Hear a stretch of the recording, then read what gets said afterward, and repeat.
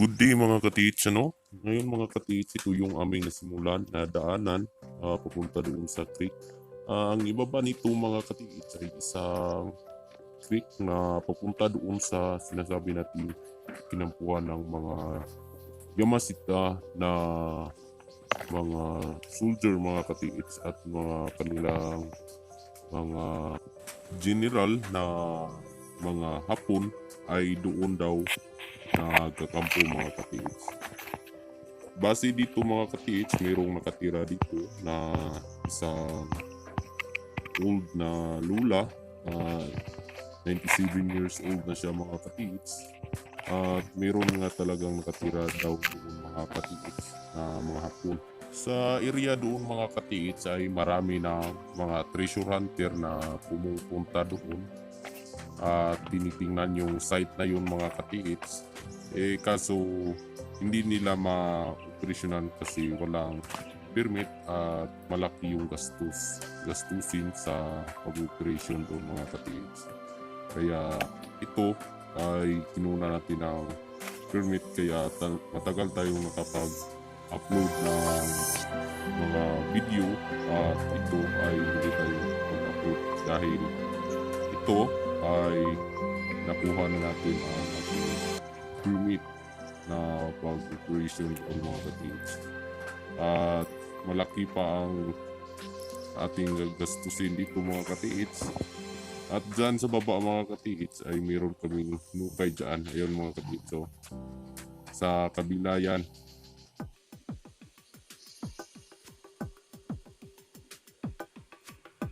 What's up mga katiits? Ngayon mga katiits ay pupuntahan natin yung site ng kampo ng mga Hapon mga katiits. Kasi yon ang ating pinaprocess ngayon mga katiits. Kaya natagalan tayo sa mag-upload ng video. Kasi nag-process tayo sa mga papel na pang-operation doon mga katiits at mga documents para makapagtrabaho tayo doon mga katiits. Kasi yung file na yon ay hindi sa amin mga katiits. Kailangan nyo ng permit ng government mga katiits para ikaw ay makapag-operation at hindi ka makakasuhan pag may permit ka mga katiits. Kasi pag illegal yung pagtatrabaho nyo mga katiits ay hindi kang makasuhan mga katiits. Ay isang malapit lang sa creek yun mga katiits. At ito ay ating puntahan ngayon. At ngayon lang ako nakabalik dito sa May Sapa mga katiits. At nung pagbalik ko, hindi pa ito ganito mga katiits. Maraming tato na nagpipilitawan dahil sa lakas ng baha mga katiits. Papakita ko sa inyo yung site na to na daming bakuna na nagsigatawan mga katiits dahil sa lakas ng baha mga katiits. At tara mga katiits, punta tayo doon sa nasabi kong operasyon natin na kampo ng Hapon mga katiits na pinuha na natin ng permit at ngayon ay gumagawa na tayo ng daanan papunta dito mga katiits. Ito yung sinasabi ko na site mga katiit na pupunta tayo doon sa kampo ng Hapon mga katiit. Ito ang sapa na to, isang maliit lang po na sapa pero binaha ito ng napakalakas mga katiit. Ito ay umabot doon sa gilid ng may madaming puno ng kawayan mga katiit. Ayan mga katiit. Yan umabot. Tapos dito yung kanyang gilid. At napakadaming marker ng mga bato dito mga katiits.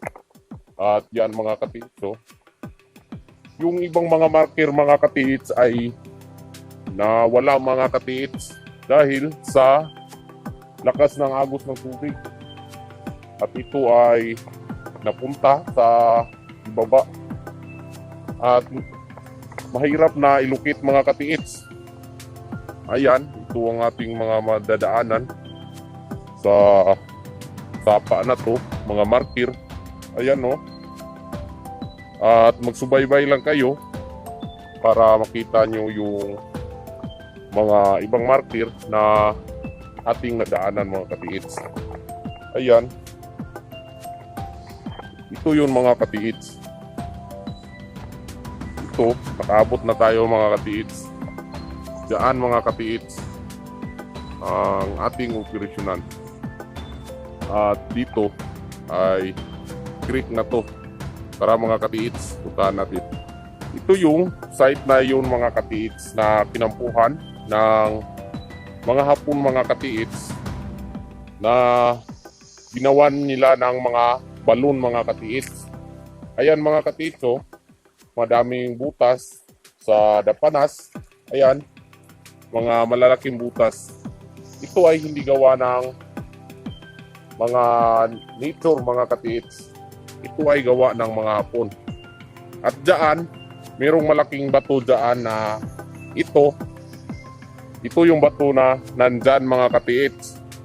Ito ay naanod ng napakalakas na baha mga katiits. At ito ay napakadaming mga balon na ginawa. Ito ay mga cemented rock na flooring na gawa ng mga Hapon mga katiits. Ayan o. May isang heart na napakalaki. Yan ay natatabunan ng malaking bato na yon mga katiits. At ito ay nakita dahil na natanggal ang baha mga katiits sa lakas ng baha. Sayang heart mga katiits. Heart, it means treasure. At dito sa gilid ay napakadaming butas na nagsisilitawan. Ito ay ginawa ng mga Hapon. Isang balon. Ayan o. Malalim siya mga katiits.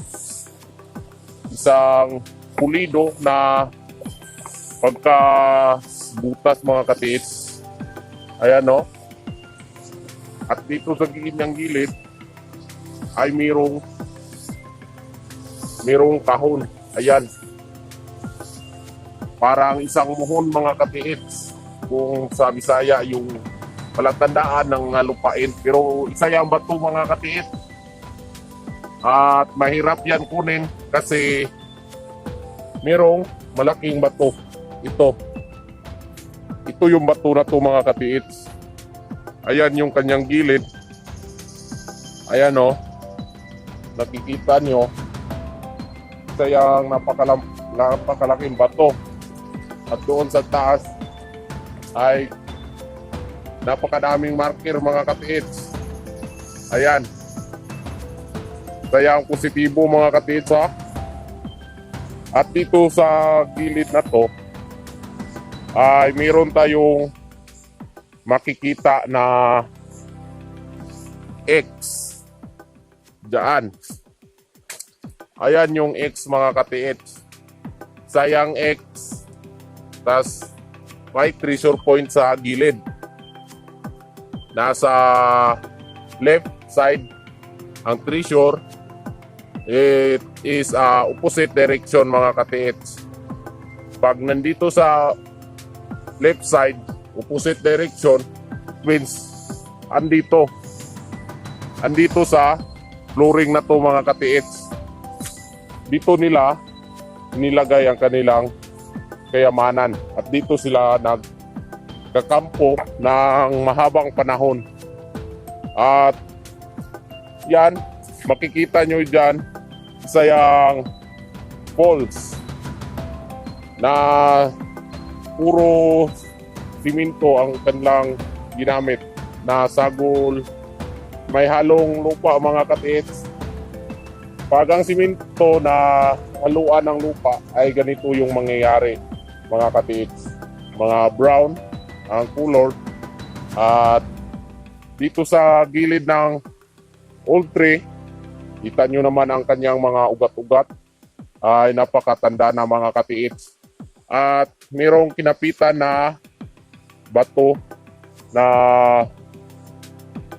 isa ding ginawa ng marker mga katiits. Parang marker talaga mga katiits. Hindi naman yan nature mga katiits kasi tingnan nyo ang kanyang mga gilid oh. Pinapitan na siya ng ultre mga katiits para hindi yan madala ng baha. Kanila yung inilagay dyan. At dito tayo sa itaas. Isa itong malaking operation dito mga katiits. Isa itong malaking site. At dito pupuntahan natin dito sa itaas mga katiits. Ayan mga katiits. Yung bato na dito. Punta tayo dito sa malayo para makita nyo ang site mga katiits. Yan yung site mga katiits. Isang positibo yan mga katiits. At doon tayo sa itaas. Diyan makikita natin yung sinkhole na ginawa ng Hapon. Subay. Ito yung sinasabi ko na sinkhole mga katiits na gawa ng Hapon mga katiits. At dito natin makikita ang iba't ibang marker na nakaukit sa bato mga katiits. At kung napapansin nyo, mayroon pang isang ultre na nakatayo dito sa gilid ng na bar daw na lupa mga katiits. At nakikita nyo ay napakadaming marker dyan mga katiits. Ayan, isang V. Tapos may yung sa itaas pa ay mayroong mga guhit na napakalalim. At yan. At dito naman sa itaas mga katiits, doon sa itaas, yan mga katiits oh, i-zoom in natin. Meron dyang arrow mga katiits na nagtuturo. At pupuntahan natin yan dyan mamaya. Dito tayo sa ibaba. Ayan mga katiits. Ang mga bato dito ay kakaiba ang kanyang mga hugis mga katiits. Isang mga hugis for treasure mga katiits. Ayan o. Isang box na bato. Dito mo makikita ang iba't ibang uri ng mga marker mga katiits. At dito naman sa kanyang gilid dito sa kanyang babaan ng lupa ay mayroon ding mga marker dito sa gilid. Ayan mga katiits. Ayan mga katiits oh. Kita nyo mga katiits. At malaki itong area na ito mga katiits. Means big deposit ang nandito mga katiits. Ayan.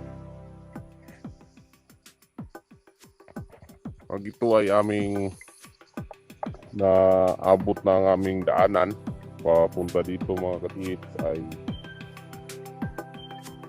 malaki-laki rin ang gastusin nito mga katiits. Ayan. Full of markers ang nandito mga katiits. At yun mga katiits, subaybay lang kayo sa aking channel at para updated kayo sa treasure hunt na ating pakita. At ngayon bababa na tayo sa bundok mga katiits. Ayan mga katiits.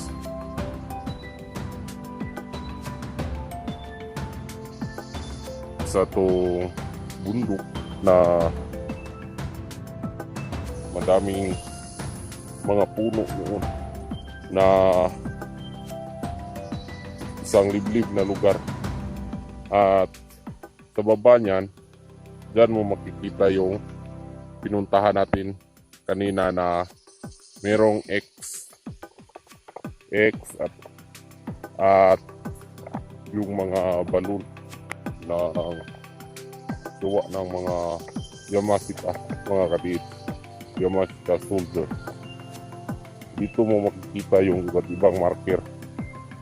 At dito sa gilid, mga katiits, ayan mga katiits, oh.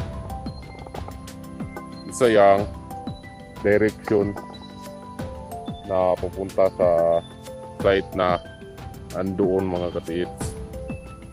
Ito yung mapa dito, mga katiits. Ito yung daanan dito,